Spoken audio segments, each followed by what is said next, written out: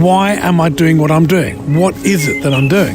I did come to a point where I kind of go, well, what am I doing? Why am I doing this? That's my good friend Giles Penfound, whom is my guest today. The irony of that is, as I record this, my eldest Jack is in his mock English exam. He'd know whom or whom. I can hear you shouting at me what it's supposed to be. How we forget those glazed brick classrooms of our youth. Mr. Norris was my English teacher, very good teacher, but I'm not sure he liked me very much. I think my grasp of Shakespeare was rather lacking for him. He'd snap at me with every single thou and thouest that I got in the wrong order, a bit like whom and who. Anyway, well, I'm away this week, as you hear this. I'm in Africa, in the Gambia, on our retreat. But don't worry, I'm making some recordings so you can be part of our adventure, and those additions, depending upon how much is recorded, will air in February. So today, if you're listening to this on the true day of release, as I often say, we as a team will be visiting a school, actually. Oh, there's a nice connection.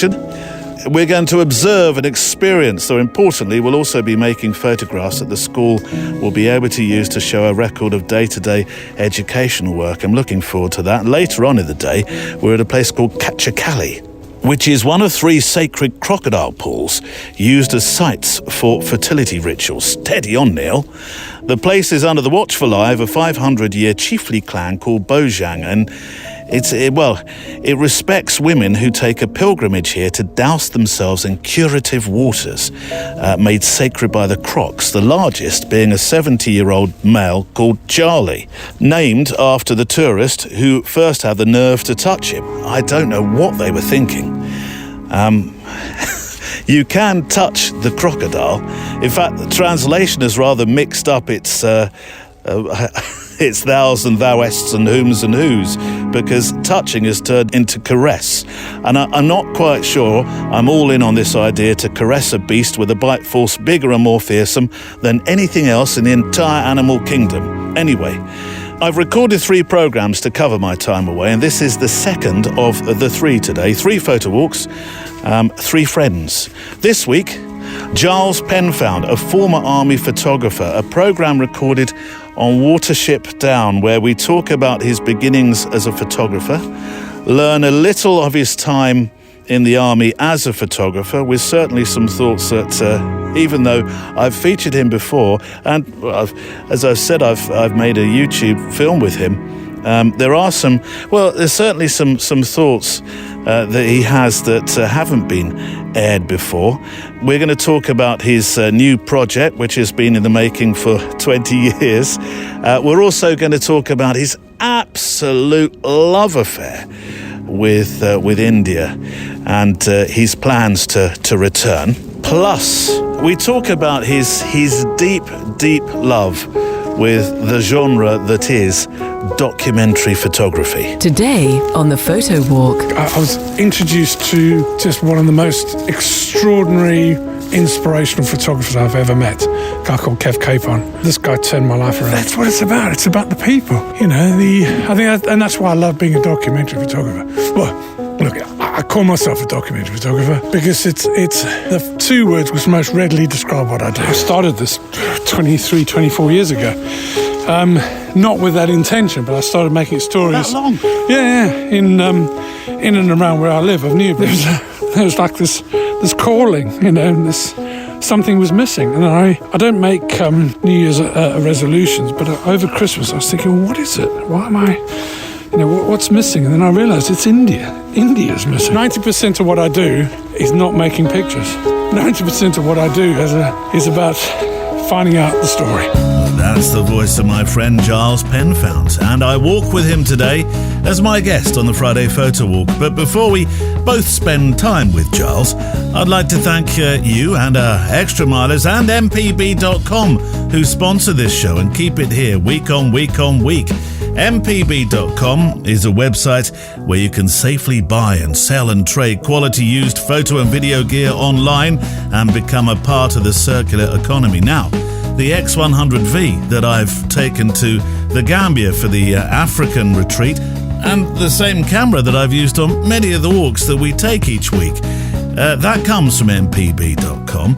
If you're buying, you get peace of mind with a 6-month guarantee. If you're trading or if you're selling, MPB will send a courier to pick up your kit on the day you say, and once it's got back to their warehouse and they've gone through all the checks to make sure that when you logged it in on the website, it's exactly as you graded, then you get paid directly into your account nice and quickly. mpb.com is a very easy to use website. It's helping photographers to buy a quality used kit or sell gear we no longer need, to free up cash and give others a chance to make their stories around the world. Go to mpb.com. I will have a link on today's show page, of course. Now, no letters on the show this week, but this is your chance to put digital pen to paper so we can hit the ground running when I'm back from Africa. I would love to receive your letters about your creative life, what you photograph, why you photograph, what making pictures means to you, emotionally, mentally, and all the alleys in between.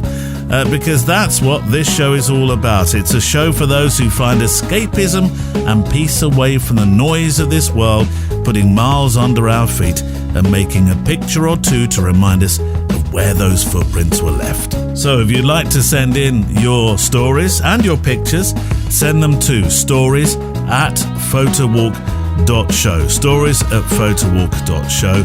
That address is on the show page too. Right, shall we walk? Checklist out. Coffee, check. Garibaldi's, check. Walking boots, check. And a good wrap-around warm scarf for today's show. It's a bit brisk up there on Watership Down. Check. Let's walk. We're on Watership Down, where suddenly every tree becomes the tree that Hazel and Fiver sat below. Was it that tree? It's only a good enough one for Was it that tree? I sound like my kids saying, "Are we there yet? Is it that tree?" But Watership Down, for those that aren't aware of this beautiful story, Watership Down was written by Richard Adams, wasn't it? Douglas Adams is Hitchhikers, Richard Adams. And I think I might have told you this. I was doing a commercial job of all things, photographing people strimming a churchyard. Have I ever told you this? I think so, yeah. Strimming a churchyard. And there's only so many photographs you can take of men strimming a churchyard before you think, oh, I'm just a little bit bored. And I started wandering off. Do you do this where you wander off around churchyards, if you've ever been to one, and start to look at the names and the stories on the grave, lovely, isn't it? on the tombstones? Yeah. And blow me if I didn't come across Richard Adams' tomb or gravestone. And it had a small rabbit on it. And it didn't say much. I've got a photograph of it somewhere. It didn't really say much at all. But it was Richard Adams' resting place, who wrote Watership Down, which is this story of rabbits that move from one warren. They're forced out of a warren, and they have to find a new sort of warren, don't they? And here's do you remember who played, which beautiful actor, beautiful voice, played the part of Fiver? I can picture in my head, but I can't remember his name. What's his name? Starts with Richard. No, he did the Naked Sword Servants. Oh, you're talking about John Hurt. John Hurt. So he played Hazel. Oh, so who played the other one? Richard Bryars. No. Yeah. Is that right? Richard Bryars. Oh, wow. He has this lovely voice. There's a very, very, very calm voice. And so it's a lovely, lovely story. And we're at Watership Down. And you walk here quite a lot, don't you? I do. It's just kind of a lovely, tranquil place for me. And it's got a lovely connection with the story. And these lovely sort of connections in time that one sort of goes through. I can remember seeing the film when I was a young teenager. So this must have been late 70s, early 80s, I guess it was, something like that. Hello. And I wasn't brave enough to tell my mates that I'd gone to see Watership Down. So I told them I'd gone to see Force 10 from Navarone instead.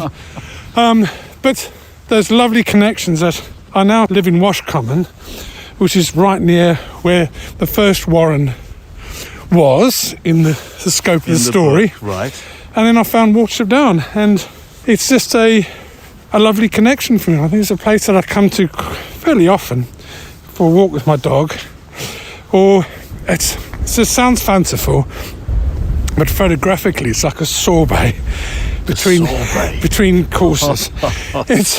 I'm not a great landscape photographer, or that interested in landscape photography, but you come here and it's just a gentle, tranquil quietness about the place. Where did you shoot that wonderful picture of? Now, what was it? It was I was in your office earlier, and I said, "Oh, look, there's the tree at Sycamore Gap," and it wasn't. It was here, and the undulating hills are actually some sort of farm covering over.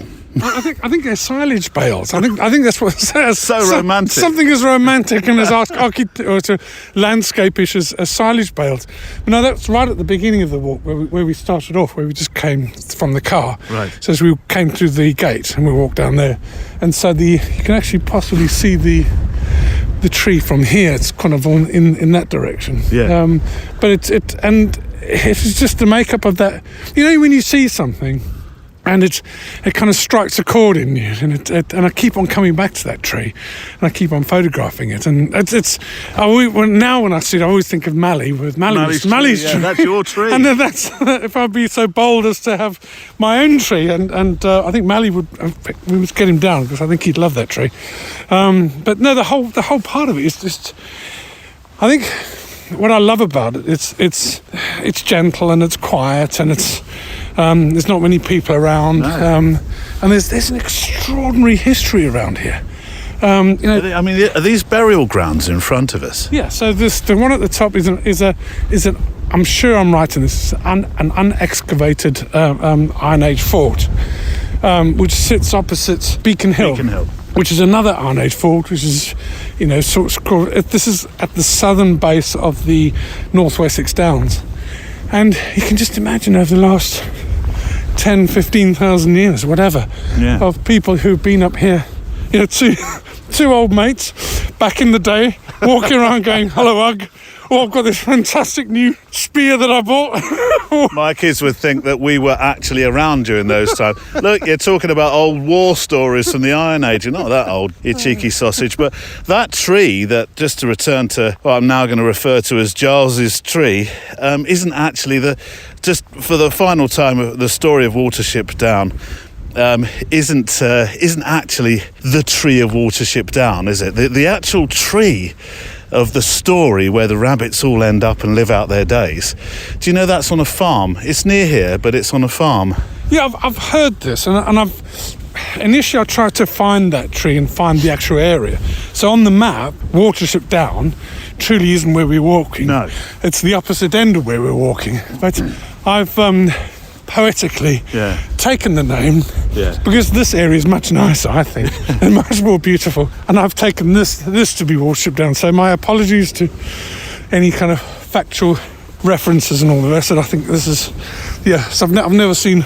Oh, I dare say Richard Adams probably would have walked this part of the Downs, that's for sure. I've never ever asked you how you, well, I must have done, but certainly not asked you in the programme, how you began with photography, from where this where the bug bit you, because you didn't do photography in your youth, did you? Yes and no. The one, and this sounds a bit sort of, I don't know, fanciful and artistic, but the one photographer and the one book I can remember seeing when I was 12 was a book, a Cartier-Bresson Europeans, and I remember seeing a book of a picture of two caryatids, and just being remarked at that, and I do remember that.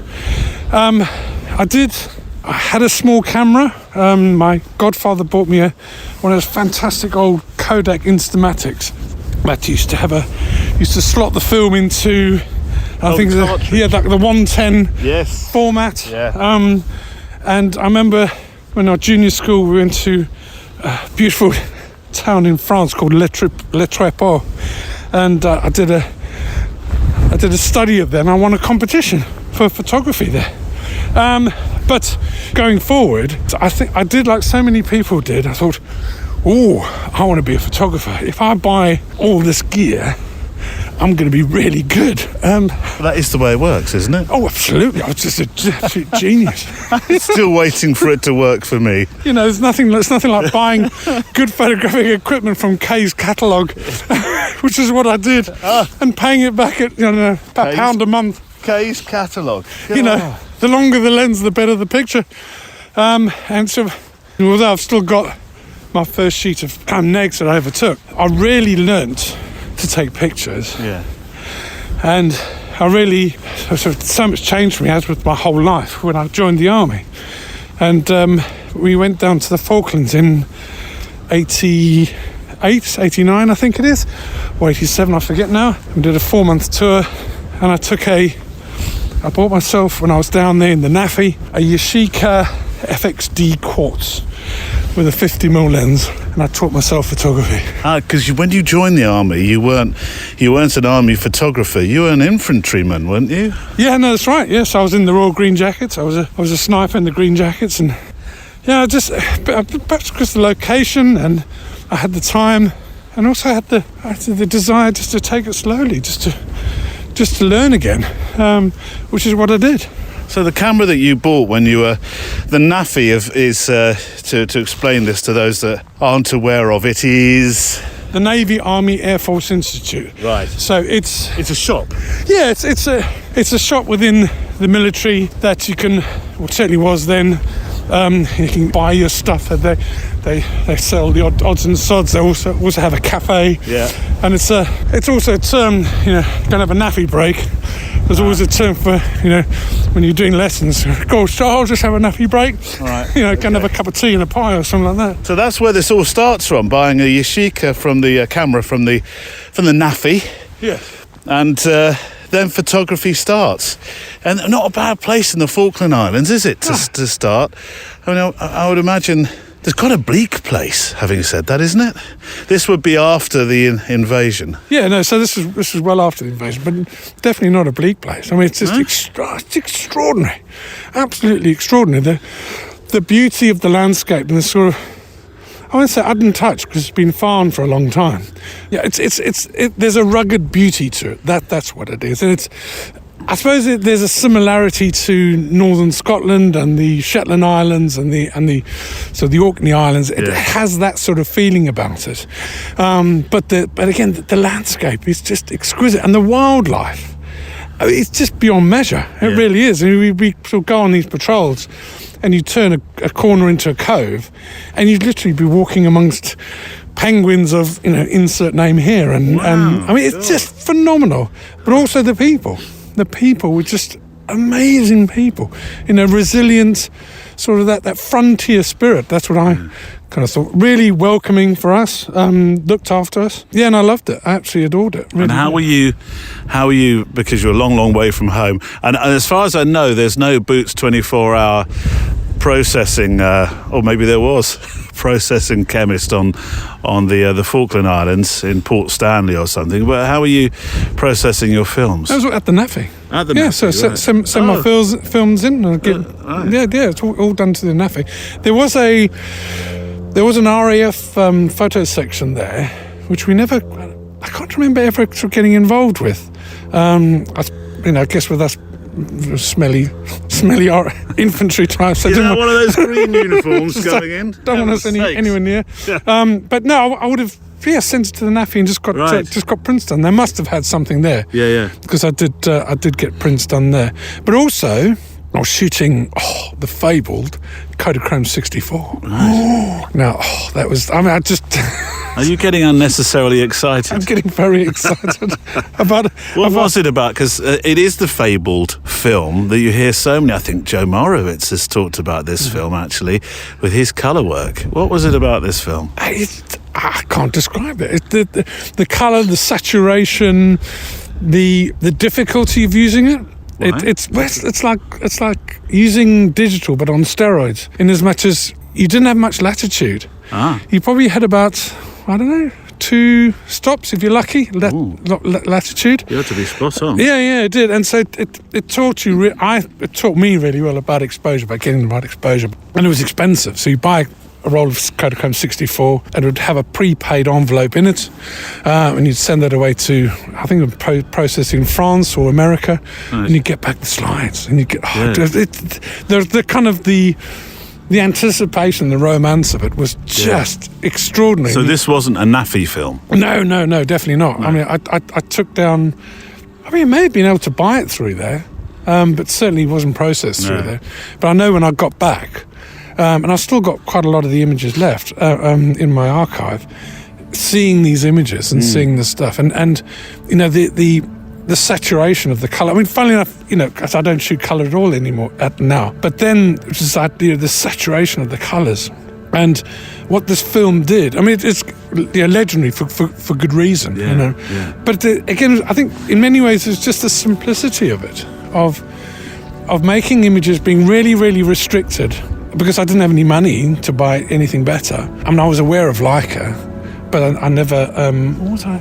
Yeah, and I was aware of Leica then, but certainly didn't have the money to buy it. No. But it's just of learning to see and recognise pictures from the heart. I think that's what the Falklands really told me. Yeah. You know, taught me rather.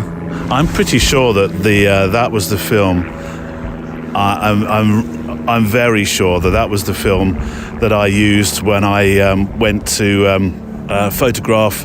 Well, I went on holiday with my first wife to Egypt. Are we going that way? Are we? Yeah. To Egypt, and I went in the pyramids. I took pictures in the pyramids. Went round the pyramids, pictures in Cairo, and I'm pretty sure it was Kodachrome 64 that I was using. And it was only recently that my youngest son found, because he's fascinated by slide pictures, and I bought him one of those small viewers, and I'd forgotten that Debbie Ann, my first wife, was in the pictures. And for some reason, we'd never told my 2 children that I was married once. It was never, and he came into the room, he said, "I've seen the pictures. Who's the woman you're with?" Do you have something to tell us that? It was a moment, that's for sure.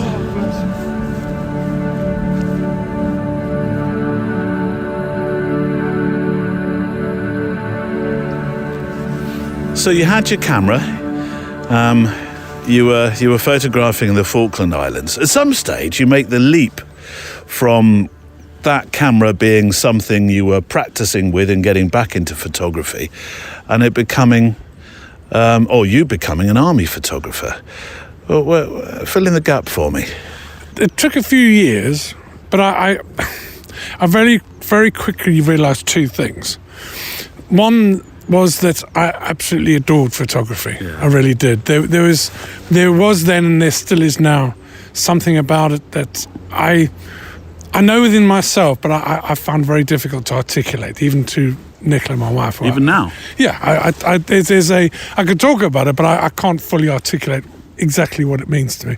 But I started to realise this, and also I realised that I was very much a round peg in a square hole. Me being in the infantry. I really was. And great blokes, fantastic regiment, battalion, all the rest of it, no issue with it. But it wasn't me. It just wasn't me. And so we got posted to Gibraltar, which was a fantastic posting. And we'd been in Germany and then Dover, and then we went to Gibraltar. And then when we got to Gibraltar, because it was a ceremonial post and a PR post, there was a battalion photographer there. Oh. And so we sort of, you know, had a fantastic dark room and all the rest of it. And so, you know, by the very nature of it, you'd sort of see what he was doing and all the rest of it. And I wasn't that impressed, to be honest with you. With his work? Yeah, not at all. And I was... In Gibraltar, I was, you know, taking more and more images, engaging more and more with people, realising that it actually was people that I actually adored making images of. And I can remember, I wish I could remember the date, but I can't. But I can remember it was an evening and I was on guard at South Barracks. So at stage, South Barracks was the oldest inhabited barracks in the British Army, and this thing dated back to the Napoleonic era. Wow. So it was really old. I don't even know if the building's still there anymore. But I was on guard at the front gate, and I turned round and I saw South Barracks, and I saw it, as I see pictures now, as a black and white print in my hand. Right. And that's at that stage I knew that I had to be a photographer. And it sounds fanciful, and it sounds, I could understand people being a bit sort of incredulous as to the story and all this, but it's absolutely true. And I knew that that was the moment. And so I engineered it for myself from that moment to start making more images, to get more involved, to stop printing more. And I got, I used to go up into the darkroom and the guy, actually he was a really nice guy, a chap called Lee Smart, and he used to let me use the darkroom and all this. And then I realised, I wanted to be an army photographer, and I was inspired, by sort of I was finding out that there were official army photographers there. One particular guy, Arthur Thompson, who's just an absolute legend. He was always winning the army photographic competitions and seeing his pictures. And I tried to transfer, and I took my portfolio of pictures to what was then the Royal Army Ordnance Corps Major. And he gave me a load of bluff and nonsense about, you have to be a warrant officer, sergeant major to be photographer. No, you can't possibly do it. Your pictures are all right there, whatever. And which is fine, no worries at all. And so I decided to leave the army at that stage. So this is sort of 1990. And then got it's a long tortuous story. I then got a posting to a place called Hythe and Lydd, which is the army training setup for Northern Ireland. There's a massive sort of training setup there, and I was introduced to just one of the most extraordinary, inspirational photographers I've ever met. A guy called Kev Capon. Right. Just this guy turned my life around. Absolutely extraordinary bloke. And he'd been in the army a long time as a photographer? No, well, he started off very much the same way as me. Right, okay. He was in the paras. He served in the Falklands as a para. He was a sniper, and I never did ask him why he transferred over, but he came over and he became a photographer. So he was a sergeant then. He was running the photographic setup, which is all intelligence and surveillance work then. But it came across this guy who was just so giving of his knowledge and enthusiasm, and just he inspired me in the most extraordinary way. And again, at that moment, I realised I could become an army photographer. Did he effectively sponsor you then, in terms of moving your career along and introducing you to the right people and taking away this nonsense that you had to become a warrant officer, that you could be what you wanted to be without the decoration? No, not really. I mean, he it's interesting. I've never thought about this before. I never spoke to him about transferring over to the trade. Not that I can remember. Right. I just spoke to, it's 35 years ago now. And I can just remember him giving me the confidence to be the photographer that I wanted to be. And then in 1991, the battalion, we went to Northern Ireland, and my boss then said, listen, do the Northern Ireland tour. You can save up some money and then leave afterwards. He's cunning chap he was. And again, another guy who saved my bacon, really. And when I went to RF Cosford to become a Northern Ireland photographic assistant, so I did the NIPA course, and they teach you in basic surveillance photography, processing, printing for various applications. And I was at the school. I was at the heart of army photography or service photography, and they went, yeah, of course you can transfer over if you're good enough, and I did, and found the guys there who really, again, these other guys who really inspired me, who really knew what they were talking about, who could advise me, and that's the stage I put in my papers, and I transferred and became an army photographer. Your experience as an army photographer could be a whole episode in itself. You could talk about it for a long, long time. But I want to talk about your life as a photographer. But in order to get to the next stage, and when you left the army, it's probably, it's important to talk about your time spent in places like Iraq making photographs. So I went to the Imperial War Museum a couple of weeks back, and we saw, well, you've got 5 pictures on permanent display there now, haven't you? Yes. I saw the 4. I probably saw the 5th, but didn't realise it was your one. But the 4 are together. What are those? So let's get through this gate. Those 4 pictures, the ones that I saw with the family, they are from Iraq, aren't they? Yeah, so there's a selection of 4 images, taken all taken within an area south of Basra, just on the Shatt al-Basra waterway, and a crossing called Bridge 4, and it's just kind of a major sort of impact point, major conflict point during the Iraq War, and it's where I made a lot of images of kind of what was going on and what we were doing there. But your job wasn't in surveillance, was it? Your job by now had become, you're in charge of, it seems a strange title this, but public relations within the army. Yeah, so I was, so the official term was, I was the chief P-info photographer, so press information photographer. Right. So basically I was the chief press photographer, and I was in charge of, I can't remember now, I think it was about 10 of us, all associated with being out there, and I was a warrant officer then, and so I was responsible for the photographers in theatre and all the equipment and directing the photographers. Yeah. But I was also there to make good PR pictures of what the army was doing. That's in essence that was what my role was, but I was very bad at it because I from the outset I knew, and I'd known, you know, since my time in Bosnia, that I had a responsibility to record it all, or as much of what was in front of me as I possibly could, from as, I suppose, an unbiased point of view as possible, or an honest point of view as possible, because some of the pictures I made were very, very biased, very, very biased against the army, actually. One of those pictures was, I think you got in a reasonable amount of trouble for the picture of, it was an infantryman, I think, just doing some boot maintenance to his army boots. Yeah, no, this was a so during the invasion phase, and it's the Welsh Guards were the infantry battalion, and they were kind of resting up. And this was at the stage where there's a big furore about the troops not having the right kit, and they didn't. And this guy's boots were literally falling apart, and they were being taped up with sort of gaffer tape.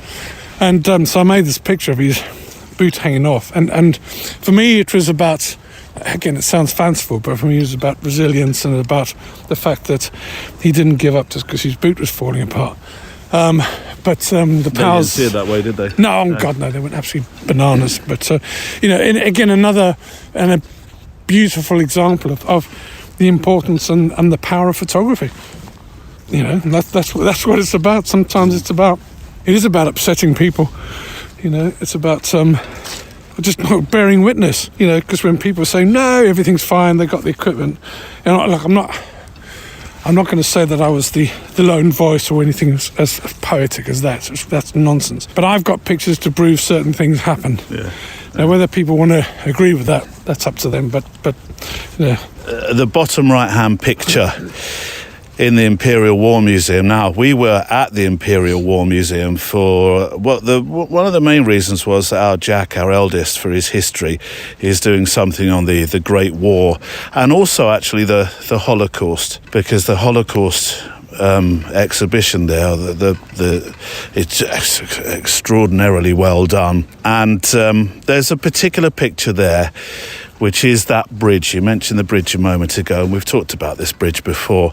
But it was a very important picture that you made, because it was of a British officer seemingly separating people. Well, no, it wasn't seemingly. It actually was. It was,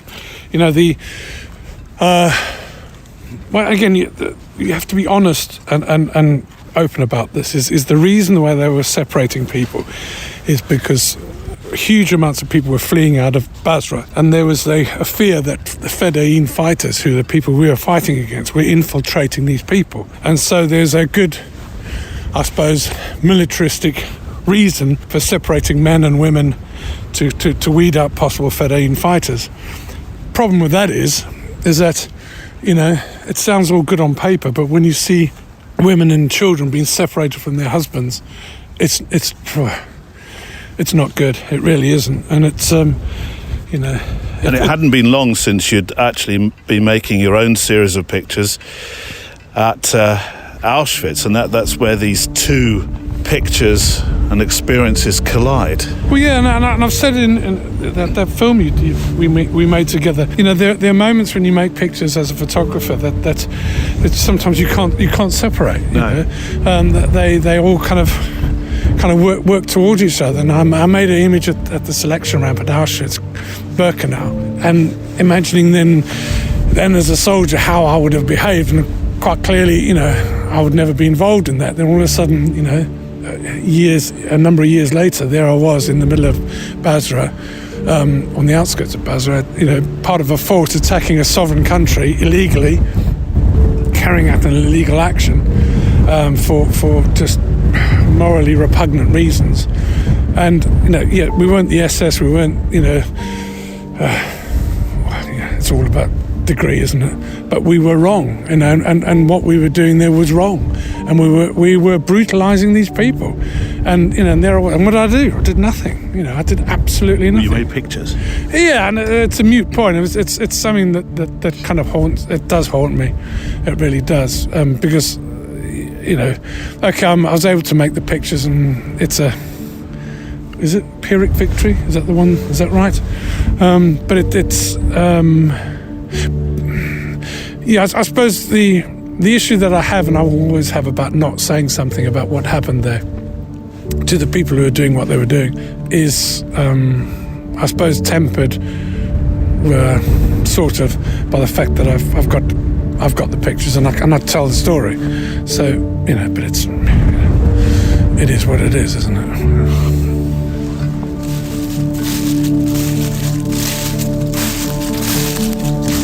And Giles returns shortly as we continue our walk. As I record this show today, it's quite brisk. I've recorded 3 shows while I'm away travelling. Covers sort of the travel days and also the time away in the Gambia.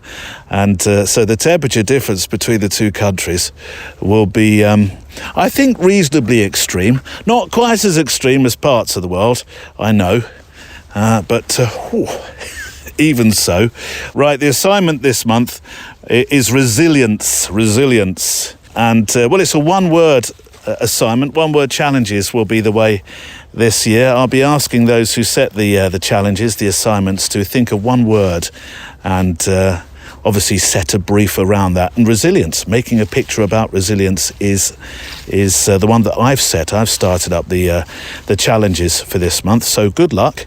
If you go to the website, the assignments tab is there with all the details of how to enter, and I'll be popping up the pictures that we get sent in on that particular page. Bear with me, as I will be working on Wi-Fi that won't always be readily available over the next week or so. Anyway, I'd like to mention the Scottish retreat. There's a second week. You know that because I mentioned that the week and probably the week before that. But I'd love you to come and join me in Scotland, near Inverness on the Black Isle. It's a beautiful part of Scotland, the glens and the lochs, and we'll be doing things like, we'll be stepping into the dark room, discovering for the first time for some the beauty of the wonder of film photography and seeing your pictures come alive in trays in a dark room, producing an art print. We'll also be forest bathing. We'll of course be walking in some of the most glorious places in Scotland, and also doing some creative writing, a half-day workshop that I've laid on, which I think will be really interesting for those that want to work more with their writing. Writing's a really important part of, I know it sounds strange because we're talking words and pictures, but it is. if you write anything for Instagram or blogs, journals, creative writing is a really important part of it. So if you'd like to know more about it, there's a full itinerary on the website. Go to photowalk.show and then go to Scotland 24. Right, let's return to Watership Down, shall we? Or at least the ground above the official Watership Down. It being a photo walk, there were, of course, some photos made. Giles went sort of running off to one side to make pictures of. This is a scene that you've taken many times. Oh no! Every time I come up here, I see it differently. Yeah, I just adore it. Absolutely. Well, then let adore me it. stop you. What are you photographing in particular? There's a line of trees and this fence, this barbed wire fence in front. There's something very, very, I don't know. It's just wonderful. It's let me get this. Let's go all green jacket. And then, I'm not lying on the floor with you. oh, it's worth it. It is so worth it. It's it's just lovely. It's the thing I love about what's part and what's not part of the landscape. And so many people will see a landscape and say, well, don't take any pictures of that lovely barbed wire fence. Yeah. But get down in the right position, and I don't usually look at my pictures. Oh, get in there. Oh, look at that. The silhouettes all come together. The trees are part of the barbed wire. You see this? Yeah. Oh. Yeah, see? Isn't that sky gorgeous? That sky as well, though, isn't it? You saw a face in the sky just a moment ago. I thought, what have you put in the coffee? Look, I need more of that. What year did you leave the army? 2007. It's more recent than I think. Really? Did you think it was longer ago? Yeah. Yeah, 17, good Lord, 17 years this year. Is it? That's amazing. Yeah, in June. Yeah, the official date was the 11th of November. But because of my terminal leave and all this, I left in, where was it? June, I think it is. I did a Lord Lucan and just disappeared. I know you went off for a little while. You photographed, I think, in New York and did a few different things. Do you, when you left the army, did you miss the army, or did you miss the photography as part of the army? But yeah, I know you were very well, still are very well respected as a former army photographer. I didn't miss it immediately because I was happy to get out and go and do commercial work, and which I did, and I set up a business and it ran very well. It was only in latter years that I missed it, and I suppose. Hang on, so when I first knew you, sorry to interrupt you, that was 2004, so you were still in the army? Yes, yeah. So, yeah, in fact, no, we met in 2005. Right. Because I was at Middle Wallet then. So it was right at the end, right at the end of it. Yeah. So what I missed, and it's not the army per se that I missed, but I missed the notion of being part of something, being part of an organisation, being part of something that's bigger than you, having a purpose, all those kind of wonderful things. I missed the discipline. I missed if I be really honest, I missed being told what to do. You know, I work best when people say go and do that. I don't necessarily do it in a prescribed way, but having and I did miss that. I don't anymore. I think now, in the last year. Since coming back from Australia, working with one of my dearest friends, Gaz. He's so dear, I can't remember his name.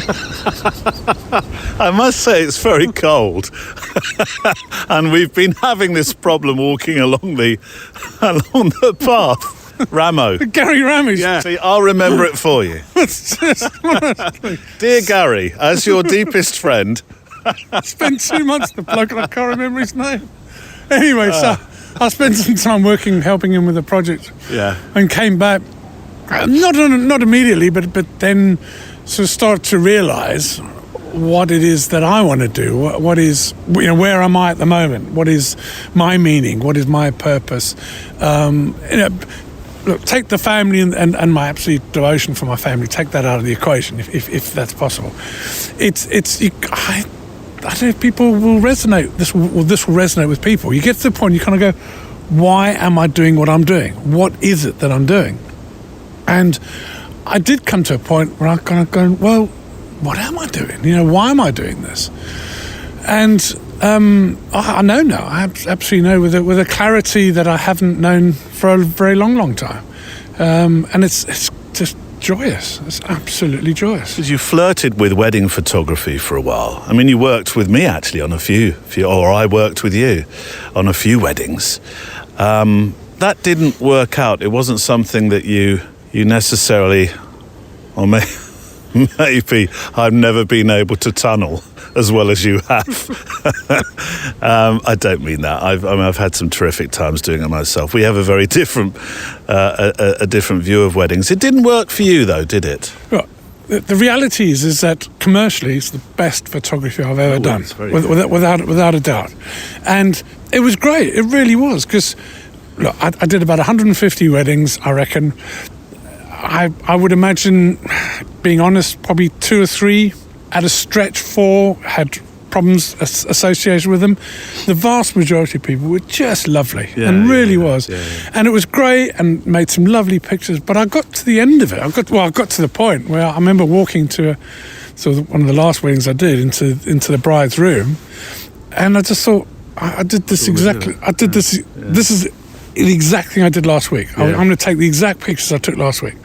And what bugged me was that I wasn't being true to my clients. I wasn't giving them my best because my heart wasn't in it. Isn't it funny? Because I see it in such a different way, that you are going to the same event, but it's never the same. Yeah, it isn't. Yeah, and you're absolutely right. It isn't, because the people are different, and the location is different, and there are differences. But I think I'd exhausted the limits of my imagination with wedding photography. So it's not wedding photography that's at fault. It's me that's at fault, because I wasn't able to. And also, I'm a hopeless businessman. I'm to business what Genghis Khan was to whirlwind diplomacy. Or as Blackadder would say, there's bits of lemon peel floating down the Thames that would make a better businessman than me. So which is why I don't do it anymore. I've never thought of myself as a great business person. My friend Kevin, well, you know Kevin, yes. And he's, I think he's next week's episode. Well, I hope. I'm yet to record that, so it might be different. But he's a great business person. He's a good, solid, strong photographer, great eye, good ideas, strong ideas. But you marry it with his business acumen as well. It works really well for him. And we've often joked, haven't we? Like we're 2 artisans sat out on a French street wondering when the next franc is going to come along. Wouldn't have been a euro then, of course. It's interesting with Kevin. I admire him. I admire his business acumen and his ability, because it is extraordinary. Really. And I admire people. I admire you. I admire what you do, and your what you do with this program, but the business that you do. I think that's a massive failing with me. Is that it gets in the way for me. Money gets in the way for me. Yeah. It really does, and it's which is. Do you think it's the old artisan argument of you can't have money and art at the same time? I mean, that's a whole program all of its own. Well, no, I think I'm just too stupid. No, but it wouldn't just be, a lot of people talk about art and money as being not great bed partners. Then all I can say is it's not for me. No. Okay, and I see, photography for me has always been about the purity of making the image. Yeah. And actually, not only about making the image, it's about the subject. It's about discovering more about the subject. Yeah. Whether it's people or a landscape, predominantly it's about people, about understanding what they're doing and how life affects them. And I came to the realization as, why am I associating money with this. And look, it has to be said, I'm in an extraordinary, fortunate position of, Nicola, my wife Nicola, is just the most extraordinary person in my life. She's generously agreed for me to, in effect, retire. Okay, so I don't have to associate what I do with money. Okay, so I can absolutely, because she knows I'm absolutely hopeless with it, which is why, if it was up to me, we'd all be living in Charing Cross Arches. Well, I've spoken with her. I'm moving in next week. We're moving you into the shed. I'm off out. And so, along with that comes a responsibility. Along with that privilege, and it is a privilege, comes a responsibility to, okay, what am I going to do with that? And there's a there's a joy attached to that. There really is, of taking this thing that we do, that I do, this joy, and just running with it, and doing it for the absolute sheer pleasure of making images, of engaging with people, of just seeing it where it goes. I love it. And that thing is Hometown Stories, which we're going to talk about now. I didn't know we'd actually known each other since 2005. We're coming up for our 20th anniversary. Shall we do something special?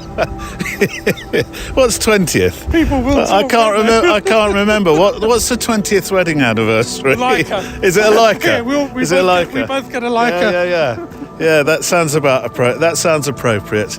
Look at these. Look at the sunshine with these trees here. Look at the shapes of these. That's amazing, isn't it? I think Mully would love it down here. He would. We've got to bring him down here. We really do. It'd be all unnecessary at this point. Is that what he gets? He'd go running off. Oh, me, and say, look at that. In a sort of Peter Kay-like way. Look at that. He'd be gone. You wouldn't see him until it got dark. I've got my tree again. Oh, so I've got Giles. Oh, this is the tree. This is the tree. There's the tree. You see, through the barbed wire. It could be poetic, but it's not. That's fantastic. That really is. It's just that simplicity. I adore it. There we go. Marvellous. There you go.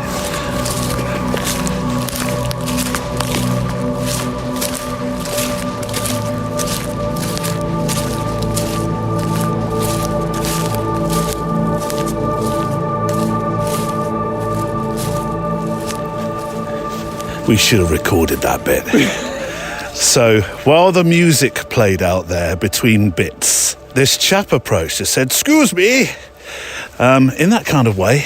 So we need a bit of muscle power. And I was looking behind us thinking, well, I don't quite know who you're going to get round. He meant us. He says, some young people to help push my BMW out of the mud.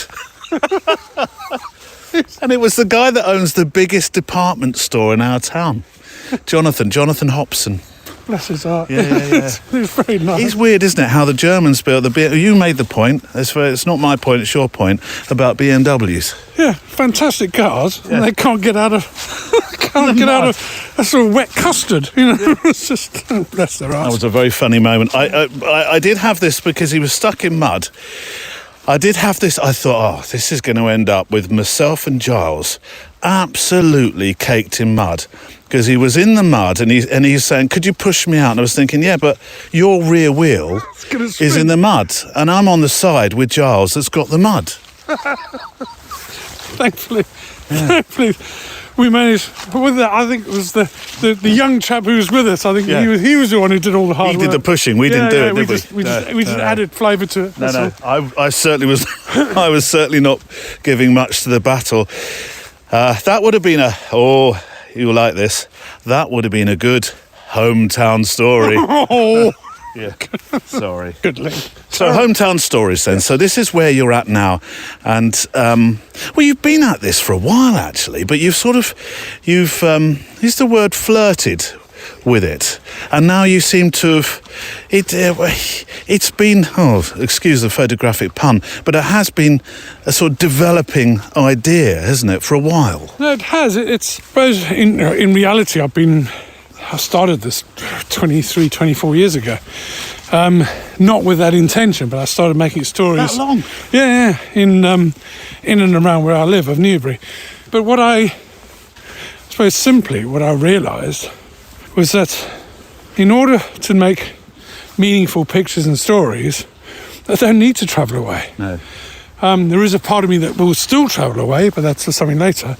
But is on the day-to-day sort of passionate desire to make pictures and stories, it's here. It's where I live. And also what I like is the engagement with people. It's not easy. It really isn't. So it's not as if I'm going to a place where I used to go where there's high tension and high aggression and people are sort of too worried about other things to worry about me taking pictures. Now it's, well, why are you taking pictures of me? And that's brilliant. So I've got to engage. I've got to make sure that I can put them at ease about why I'm making images, why I'm interested in these people. Well, why are you interested in local people? It's the ordinariness of the everyday. Yeah. What's the French calls it, the quotidian. Right. I adore that. I'm not interested in causes or righting wrongs or being the arbiter of truth. I'm just not interested in that. I'm interested in the ordinary everyday, because within that, and again, it sounds fanciful, but it becomes extraordinary. Yeah. Given time and circumstance. I mean, one of the first stories I shot, it's called Ordinary People. So this is 22 years ago I shot it.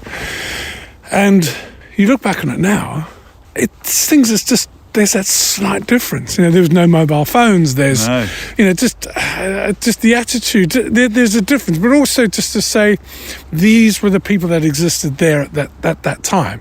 There isn't anything grand about it. There's a beauty and I don't want to be too flowery with it, but like there is a majesty of the ordinary, because throughout history, the ordinary person hasn't been recorded. You know, it's always the good and the great and the bold, or these binary sides of the argument have always been recorded. You know, the left and the right, the good and the bad. You know, the right, all the rest of it. I'm not interested in that. I'm interested in this fuzzy bit in the middle, where just everyday people, who just do ordinary stuff. I mean, you're the James Revilius of Newbury. Oh, if only. I mean, he's. But that was what that was about, wasn't it? Oh yeah, I mean, he's a massive inspiration. His work, because you look back on his work now that he did that for I think it's the Bideford collection or the Beaufort Archive. Beaufort Archive. Yeah. And I mean, it's just exquisitely beautiful pictures it's of a time that is kind of, and he knew he was photographing this transition in terms of farming and rural life. So that was half the reason why I was doing it. But it's just ordinary people. They're not special. They're not, by any definition, worthy of note, but they are. And it's, I think, to be able to have the privilege to make those images, to engage with the people, because that's, look, 90% of what I do is not making pictures. 90% of what I do as a documentary photographer is about finding out the story, getting access. I mean, access is the biggest thing, but also putting people at ease, finding out what's their story, why for them, and engaging and combining their why with my why, and then making images of that. So you're becoming the archivist of your own, your locality, aren't you? And I can't think of another photographer, and I think I know the area in which I live reasonably well. I can't think of another photographer that's doing that in this town. I don't know if there's anybody doing it exclusively. No.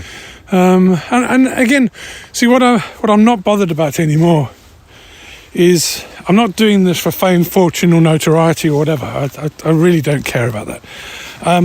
If one person sees my work, that's great. I'm happy with that. I have plans going forward. I'm working with, or hopefully will be working with the Greenham Trust. Oh, yeah. And their chief executive, Chris. Well, hopefully working with him in the next few months. Now, the Greenham Trust is part of we talk often about the Greenham Common, the airbase, the former airbase, which housed those cruise missiles, which is a story all of itself, which we've told on the show a few times before. But that's it's common land, isn't it? And it's also sort of a sprawling mass of industry as well that's moved. Some of it's moved into old army buildings or Air Force buildings, and some of it's new, isn't it? So it's... Yeah, I mean, it's a really interesting setup. So they've utilised what was the administration and functional part of what was the airfield, and they set up this business park as part of a trust. And there's a charitable aspect to that about how they produce it. I'm not really interested in that. What I'm interested in is the people. I'm interested in there's at the moment there's so much I don't know what I don't know. Yeah. Okay, so I mean, one thing I never do research. Okay, never. And people will balk at that and go, well, why don't you do research? Well, other than to know that it's there. So the reason I don't is because I want to go there with fresh eyes. I want to go there and see what exists as I find it. Is it well, I've recently called it the candy shop way of working. What do you mean by that? Well, I was talking about it in terms of if a client says to me, will you come and recce a venue that I'm getting married at? And I'll say, well, I don't know if I really need to do that, because I'm more interested in what happens when I get there in a reactionary sense than lots of planning of contrived portraits, which isn't me being a lazy photographer. Not at all. I'm very happy to spend time with people and talk about what is their special day. But particularly if somebody says, well, you haven't worked here before, I say, yes. But that's even more interesting then, isn't it? I've not seen it before. So I'm going to approach it like the child who walks into a candy shop for the first time. Oh, I see. No, yes, in that regard, yeah, absolutely right. And it's look, and also I'm not. Who am I producing this for? Who's this for? Be absolutely honest, it's for me. Okay, this is first and foremost. I'm producing this because this is what I want to do. And I will be giving the images away to hosts of people, and but I want to go somewhere and feel that kind of inspiration, feel that kind of interest, feel that frisson of excitement of what am I going to do here? Where is the picture? What's the story? Who are the people? I mean, that's the most important thing: is who are these people and what do they do?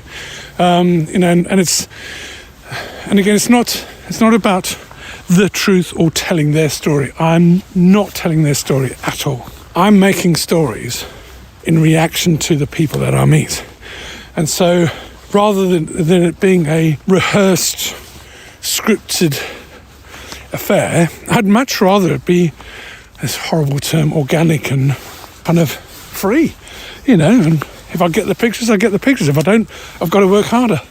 So one of those stories that I really liked, which must be in this portfolio, informally, close quotes, portfolio, was the barber shop. I thought there was some cracking work in there.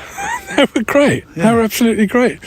And again, I happened to go there because I cut my own hair, which is probably why it looks like it does. And Nicola and I were going somewhere, and Nicola said, right, come on, you've got to look half decent. I went into town, and I just walked past. It's a lovely little barber shop on the bridge. And Nathan, who he doesn't work there anymore, we just all bumped into each other, and we got talking, and he said, yeah, we got spaces, pop in. So I popped in, and they were just fantastic. Yeah. Again, it's that spontaneous meeting of somebody. It wasn't planned, it wasn't forced, there's no artifice about it. And he was doing my hair, and we got chatting, and I said, well, would you be interested? And he said, well, spoke to Chris, who's the owner, and he said yes. But again, this is the point that I really like. It's that negotiation, okay? Look at the, sorry. Hello. Oh, we've got people behind us. No, we're all waffling on. And you were listening to the interview, were you? We thought you were recording. So yeah, we were, yeah. Well, it's very nice of you to join us. Thank you, all the best. How long have they been behind us? I don't know, bless their hearts. Probably these two mad buggers. They just heard the entire last part of the interview. Maybe they were interested, I don't know. You never know. Perhaps there's some decent points they could put up. But that's what it's about. It's about the people. I think and that's why I love being a documentary photographer. Well, Look, I call myself a documentary photographer because it's the two words which most readily describe what I do. Yeah. Okay, and you can go into reams about why I am or why I'm not. I choose to call myself a documentary photographer. But what is fantastic is actually it's meeting the people. It's that negotiation when you come across somebody, and it extends to every form of photography, even landscape. Is that if you want something, you have to work for it. Yeah. You have to, particularly with people, you have to put them at ease. Okay, there's some circumstances where you just go in and you just take the image. So this isn't a photojournalist project as such? No, not at all. This is curiosity. Yeah, it's being a bit... I'm just curious about my town, my locality. I want to document it. Is that... No, right? Absolutely. There is a curiosity about it. There's also a genuine desire to want to know the people who I'm living with. Yeah. Or to get to understand, get to at least see them, at least interact with them.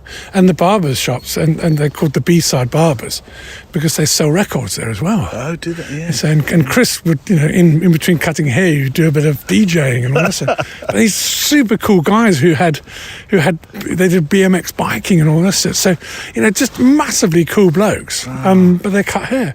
And what was lovely about it was so you have that initial negotiation of, what's this? Why do you want to take pictures?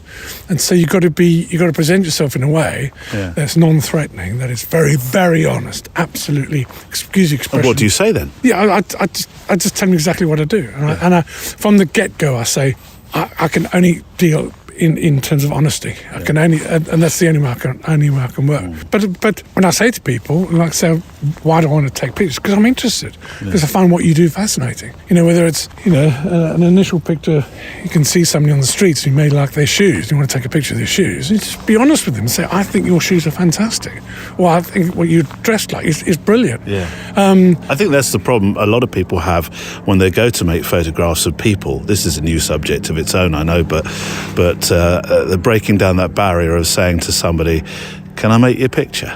Yeah, it's just that one fundamental thing that we should all do is engaging with people. This nonsense that as a documentary photographer or as a photographer you should engage with people.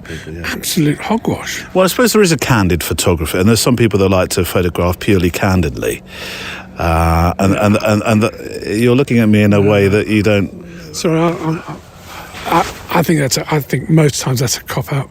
I really do. Do you? Yeah, absolutely. In most, and with the greatest respect to other photographers, other people do what they do, I think it's a massive cop-out. Do you? Really do. I think and I've experienced this in a group, and I won't say for their, kindness to them, but I went not so long ago with this group in London, and the most amazing things were happening in and around, and they weren't engaging with the people. And and if you don't engage with the people, what's the point? You can call it street photography or candid photography or whatever. Did you do that in the army? You engage with all those that you photographed with? You have to. I mean, I don't mean engaged in the military way. I'm talking about, people in Iraq and Bosnia. We didn't cover Bosnia, but we've talked about that before.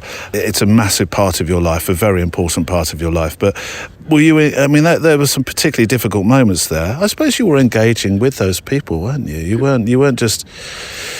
Well, absolutely, you have to. Yeah. I believe you have to. Yeah. I believe that's the payment I believe you make as I see myself as a documentary photographer. Yeah. You want something, therefore you have to give something back. Whether it's how you walk, how you behave, how you carry yourself, how you give respect to what's going on or to the people that are going on. I mean, what the army taught me was how to deal with people. Yeah. Because the most difficult people I ever engaged with were fellow soldiers. Huh? Because they would see me, whether I, had whatever rank I was, but they didn't see the rank or the uniform. They saw these cameras hanging around my neck. They didn't see the fact I had a sidearm, and they would quite naturally be sceptical. Who are you? What are you doing with us? And the army is a very massively class-ridden, positively class-ridden society, and it's a hierarchical society. Mm. Well, you're not one of us. Who are you? So immediately what you've got to do is break down those barriers So that irrespective of the rank or the position that the person you're dealing with is, you've got to make them feel comfortable. You've got to make them feel that you're not a threat to them, that you're not going to make them look foolish or stupid. And you've got to be respectful of them. Sometimes, and that's a broad church in terms of how you deal with it. But that carries on to people in the street. You know, it's, and I've done stuff in the high street. I'm recent, a couple of years ago when it was snowing, I was walking down the high street and there's a lady walking down, and I saw the picture. And so there's this issue about a guy my age, okay, so white, middle class, you know, slightly overweight. Oh, Giles. No, but it's that thing of, it has connotations. So that's something we carry more perhaps than. Well, yeah, but you've got to be aware of it. So it's a lady with two children. I desperately wanted these pictures. So I just went up to her and went, I can't remember exactly what I said, but you do it in a way you go, hi, what's this? Look at the snow, amazing, isn't it? But you do it in a way that's non-threatening, non-creepy. And then you say, listen, I'm doing this. I'm doing a story about the snow. Would you mind? Is it okay? Okay. And then so I shot these pictures on a wide angle lens, a 21mm lens. I'm in their faces. Yes. Not a problem at all. Yeah. Step away, be secretive about it, don't talk to anybody. I think that's where suspicions arise. And also, we're human beings, for goodness sake. You've got to interact with other human beings. This is the problem. This is so much, and you got me on the subject, but this is the issue of why do we make pictures?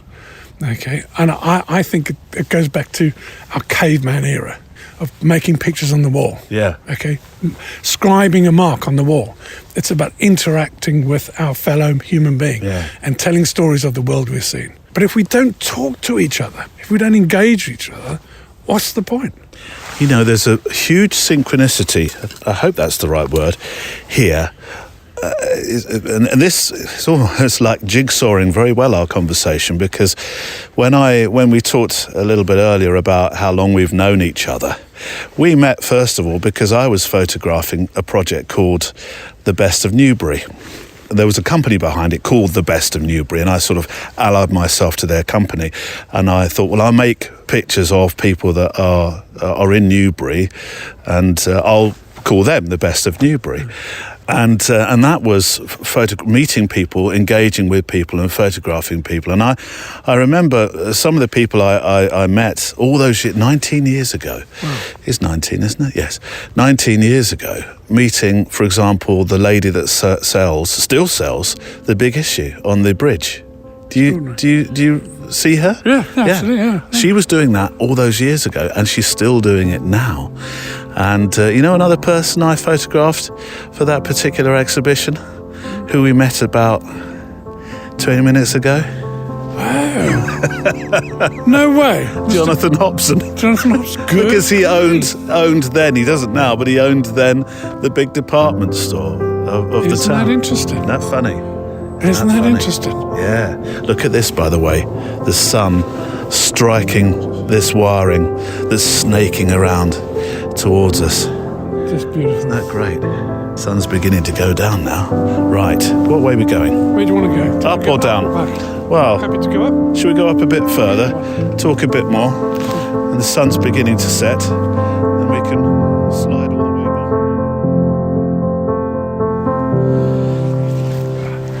We're going to make a big geographic leap.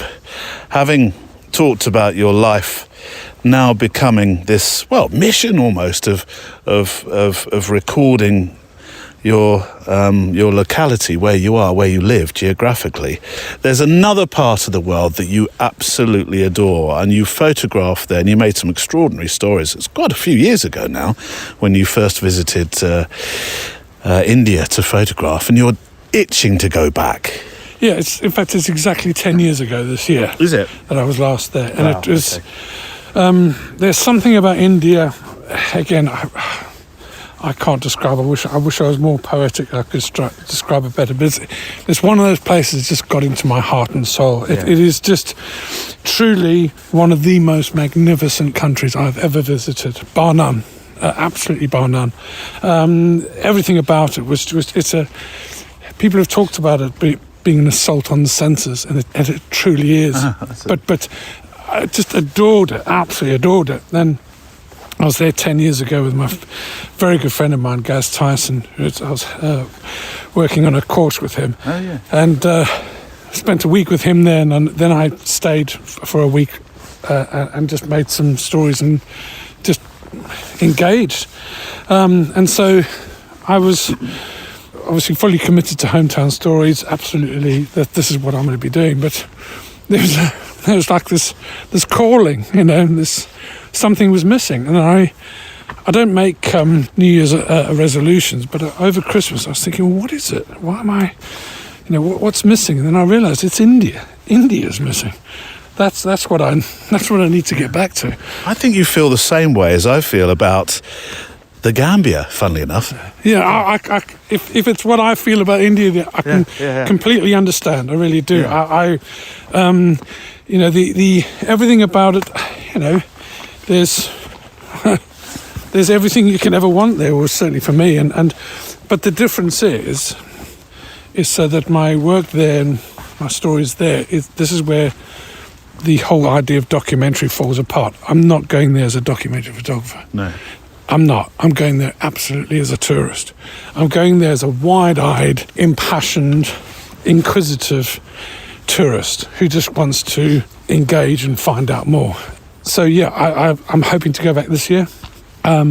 Soon? Yeah, no, I want, and so in the second half of the year, that's what I'm hoping to go back and to get some more work there. But also, so I have this, again, the romance of photography. I have this idea of spending the rest of my life going back to India. Do you? Yeah, absolutely. And exploring. So my two projects I want to do is hometown stories, and I'm calling it India Odyssey, because in many ways that's what it is for me.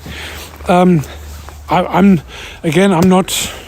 not going there to tell them what they should do with their country, how they should behave. I'm not interested in any of that. I'm not interested in righting wrongs or whatever.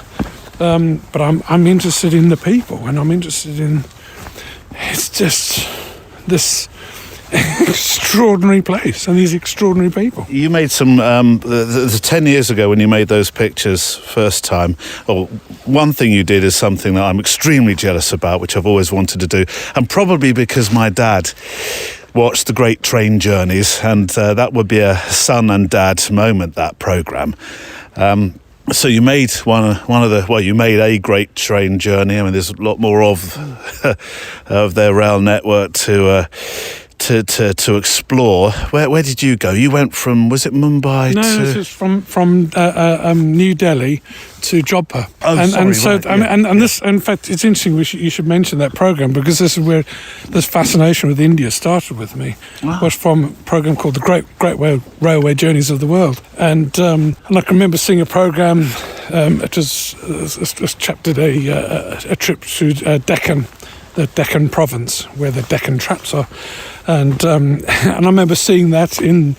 I've recently found out it was 1980, so I was 15, and just being awed by this place. Yeah, absolutely amazing, and by the people, and about trying to get there, and I managed it 10 years ago, and it's sort of been an unfulfilled desire since then.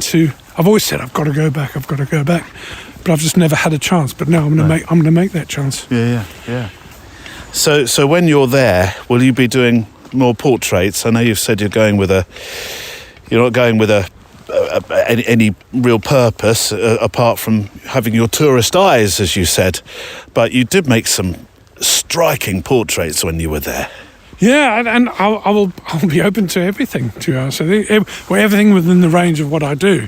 The massive mistake I made last time was that I took out a 5x4 film camera, and I just wasted inordinate time trying to make pictures on this film camera, when I should have just been doing what I do best, was using my Leicas. So absolutely, I just go out there with my 3 Leicas, 21 50 and a 35mm. Lovely. Very simple, absolutely stripped back, and I have no plan at all other than to get there.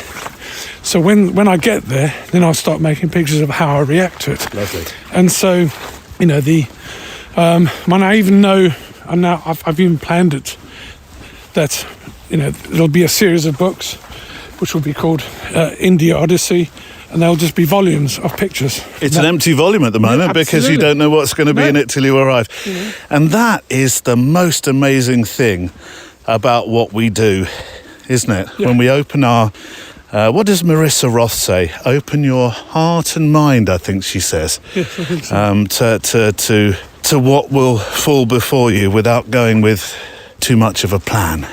And again, the wonderfully poetic thing for me is, and forgive me, this may sound a bit fanciful, but this is kind of closing a circle for me, because the person who really inspired me above everybody else was Cartier-Bresson. Yeah. And so I'm inspired by the work he did in India. And it's not, I don't want to go back there to copy what he did. I want to go there to do what I want to do. But it's like, I don't know, it feels like I'm completing that circle. Okay, and that circle is two things: hometown stories and India Odyssey. But it's of engaging with people and this is what I found the last time. I was the only Western white guy there, okay, for most of the time. It's this wonderful thing about human beings. We can actually communicate with each other even when we can't speak each other's language. And I had these amazing moments of speaking with railway workers or whomever. I didn't really care. One day I was at a place called the Miranda Forks, which is just this beautiful, beautiful place. And this young chap on a bike came up to me and said, "Do you need a lift?" And so I didn't do that usual British thing of being, couldn't possibly talk to a local. And it's very kind of you. So I jumped on the back of his bike. He took me into town and didn't want any payment for it. And we had a good chat and I made some nice pictures. And I think that's the thing. It's about engaging with human beings, which is, and the bonus is you get some lovely pictures as well. This is your Cartier-Bresson moment. It is. I shall channel the dear chap. Obviously not creating any pictures anywhere near the worth that he would, but that's not what it's about. It's just about, it's about doing what I know I want to do, and then I can't explain to you what I want to do. That might be the end, by the way. The music may have tailed off, so if you're hearing this bit, this will be a bit like the other day when I went to see Peter Kay, the comedian, who I would imagine is more well known in the UK than other parts of the world. But he said there's 4 parts to this show. He said there's part 1, which is roughly what I'm doing. There's part 2, which is roughly what I'm doing, and there's part 3, which is what I'm doing. And he said there's part 4, pudding, which is a lovely English phrase, isn't it? Pudding. Pudding. Now, he says a little bit of advice for you. Don't leave before pudding. And he went through, and there seemed to be a natural end to the show. And all these 20,000 people at the O2 Arena, that's a lot of people watching a comedy show, isn't it? And he's the only comedian that's done a residence for a month at the O2 Arena. He pulls a fair amount of people in anyway. He said, don't leave. Inevitably, people thought that the end of the show had happened. They were all leaving. And then up on the screen came, should we do a sing-song?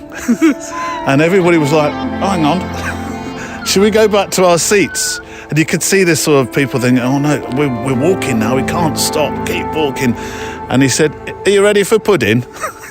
No, I don't want to say what happened to the rest, because he did ask us all not to film or talk about it. So I'm going to stay faithful to that. So this might be my pudding moment with you. I've never asked you what your why is. Because I have to. I just have to.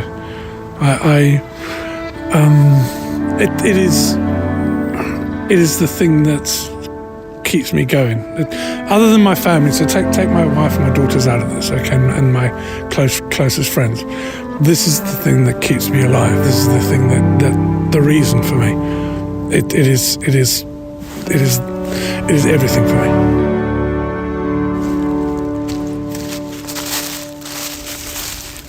And my thanks to Giles Penfound, sincerely for your time, Giles, walking with me.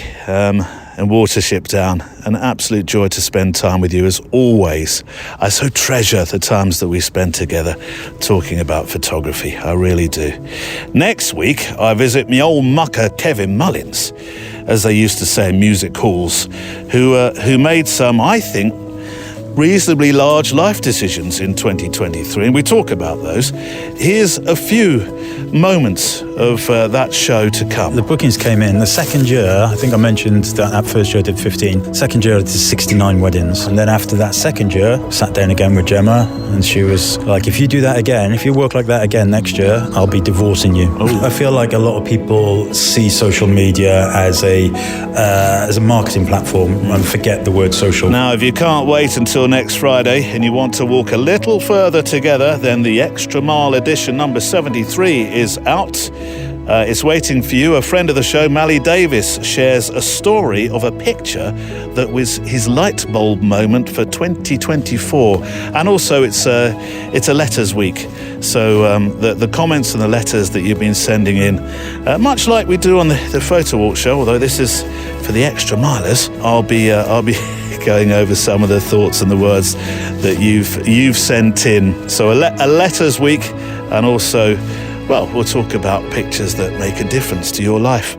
The Extra Mile is part of our private Patreon channel, where our wonderful community of supporters, our walkers and photographers who want to keep this podcast here week after week, make a modest but generous monthly or annual contribution.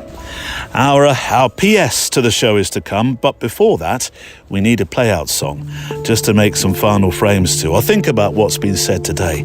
And today I've gone for something quite hypnotic with an Indian flavour, playing to Giles' love of the country, India. So it's world music. I would love to present a world music show on the radio. So it was a joy listening to songs to find this particular wonderful piece of music. It's got a very authentic Indian nature to it. There's a sort of electronic glue that holds the magic together.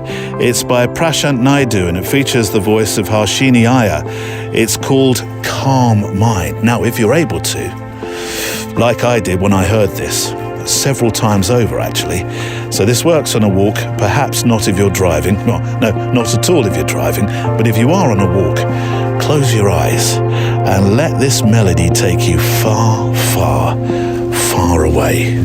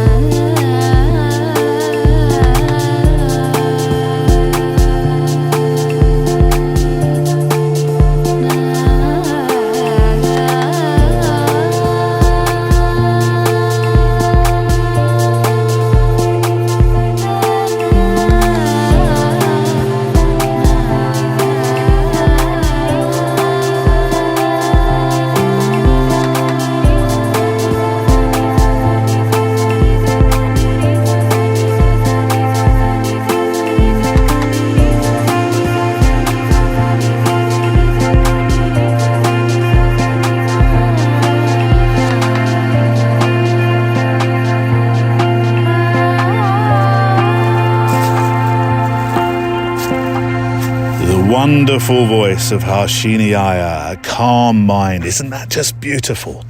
Wonderful. This year I want to explore more music of, I suppose in many respects, when you consider the music we usually play, something, more eclectic for the play-out songs. I think this one in particular today, that should definitely be on that walking music compilation show that we've been talking about. Just a few closing thoughts before the PS. My sincere thanks to you if you are or you're about to become an extra miler. My promise to you is to keep building. I know you can do this with me now.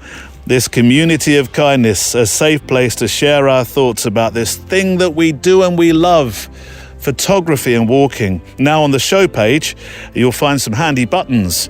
If you could help share the show, that would be absolutely fantastic. Go to photowalk.show, look for today's show page, hit these share buttons, and hopefully you might like to share your thoughts, your recommendation of this show with somebody who might like to walk with us. Let them know we're here. My thanks to Neil Ford, who looks after IT, Andrea Gilpin, who's across Instagram, and Kelly Mitchell with Emily Renier, who look after our Facebook members. A postscript for the show. Today it's from Tahir Shah, who's a British author and a journalist of Afghan and Indian descent. His website actually has me wanting to reach out to him because there are some photographic tales on there. I'm going to spend a bit more time on that website. He describes himself as an author, an enthusiast, an adventurer, and imaginer. Oh, now there's a calling card. So the PS is from Tahir Shah, who said, "Time spent in India has an extraordinary effect on one.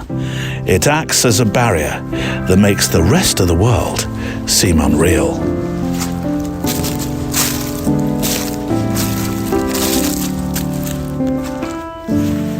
The Photowalk is a Loading Zone production.